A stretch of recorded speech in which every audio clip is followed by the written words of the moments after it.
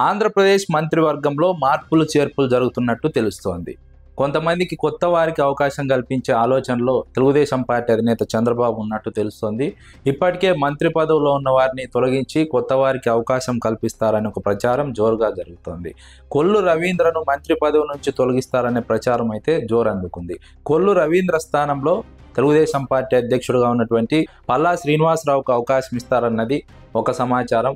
కొల్లు రవీంద్రకు పల్లా శ్రీనివాసరావు అధ్యక్ష పదవిని కట్టబెడతారన్నది మరొక సమాచారం. బీసీ సామాజిక వర్గానికి సంబంధించినటువంటి కొల్లు రవీంద్ర బీసీ అనుబంధ సంఘాలతో సాన్నిహిత్యం ఉన్నటువంటి నేపథ్యంలో కొల్లు రవీంద్ర ఒక బీసీగా రాష్ట్ర అధ్యక్షునిగా కొనసాగితే పరిస్థితి అనుకూలంగా ఉంటుందనే ఆలోచనలో చంద్రబాబు ఉన్నట్టు తెలుస్తోంది. అందుకే కొల్లు రవీంద్రను తెలుగుదేశం పార్టీ అధ్యక్షుడిగా నియమించే అవకాశం ఉంది, మంత్రివర్గం నుంచి తొలగించే అవకాశం ఉందన్నది ఇప్పుడు జరుగుతున్నటువంటి ప్రచారం. కొల్లు రవీంద్ర స్థానంలో పల్లా శ్రీనివాసరావుకు అవకాశం కల్పించబోతున్నారన్నది సమాచారం. పల్లా శ్రీనివాసరావుకు మొదటిసారి మంత్రిగా అవకాశం కల్పిస్తారని అందరూ అనుకున్నారు, కానీ అనూహ్యంగా పల్లా శ్రీనివాసరావును తెలుగుదేశం పార్టీ అధ్యక్షులుగా పంపించారు. కానీ ఇప్పుడు పల్లా శ్రీనివాసరావుకు ఎట్టి పరిస్థితుల్లో అవకాశం ఇవ్వాలని నిర్ణయం తీసుకున్నటువంటి నేపథ్యంలోనే చంద్రబాబు ఈ మార్పులు చేర్పులు చేస్తున్నట్టు తెలుస్తోంది.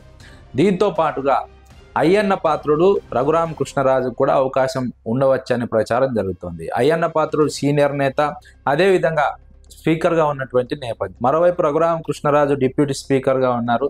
వీరిద్దరికీ కూడా మంత్రివర్గంలో అవకాశం కల్పిస్తారు అని ఒక ప్రచారం జరుగుతుంది.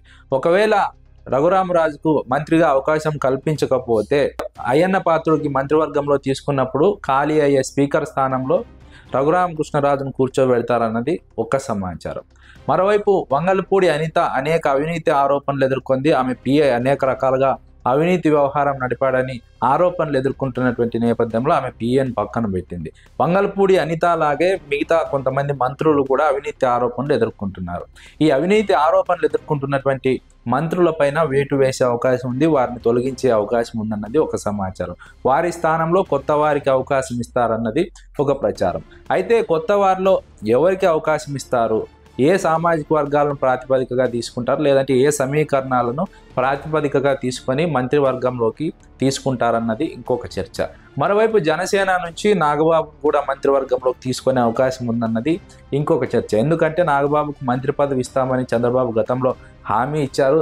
ఇందులో భాగంగానే నాగబాబుని ఎమ్మెల్సీని చేశారు. ఎమ్మెల్సీ చేసిన తర్వాత ఆ వెంటనే మంత్రి పదవి ఇస్తారనుకున్నారు, కానీ అది సాధ్యం కాలేదు. ఇప్పుడు జరగబోయే మంత్రివర్గ మార్పు చేర్పుల్లో నాగబాబుకు మంత్రిగా అవకాశం ఇవ్వబోతున్నారన్నది జరుగుతున్నటువంటి ప్రచారం. ముఖ్యంగా అవినీతి ఆరోపణలు ఉన్నటువంటి మంత్రులను తొలగించే అవకాశం ఉంది, వారి స్థానంలో కొత్త వారికి అవకాశం కల్పించే అవకాశం ఉందన్నది జరుగుతున్నటువంటి ప్రచారం. అయితే చంద్రబాబు నాయుడు మంత్రివర్గంలోకి తీసుకొని పోయే కొత్త మంత్రులు ఎవరు, వారిని ఏ ప్రాతిపదికన తీసుకుంటారన్నది అర్థం కానటువంటి అంశం. మరోవైపు జనసేన నుంచి ఒకరికి అవకాశం కల్పించే పరిస్థితి ఉందని తెలుస్తోంది, అది నాగబాబుకే అవకాశం ఉంటుందన్నది ఇంకో చర్చ. మరోవైపు బీజేపీలో ఎవరికైనా అవకాశం కల్పిస్తారా, లేదా బీజేపీకి ఇప్పటికే మంత్రి పదవి ఇచ్చినటువంటి నేపథ్యంలో ఇంతటితో సరిపెడతారా అన్న కూడా చర్చ జరుగుతోంది. అయితే కూటమి పార్టీలు ఏ విధంగా ఈ మంత్రివర్గంలో సర్దుబాటు చేసుకుంటారు, ఏ పార్టీ నుంచి ఎంతమంది కొత్త వారికి మంత్రి పదవులు ఇస్తున్నారన్నది ఇప్పుడు జరుగుతున్నటువంటి ఒక ప్రచారం.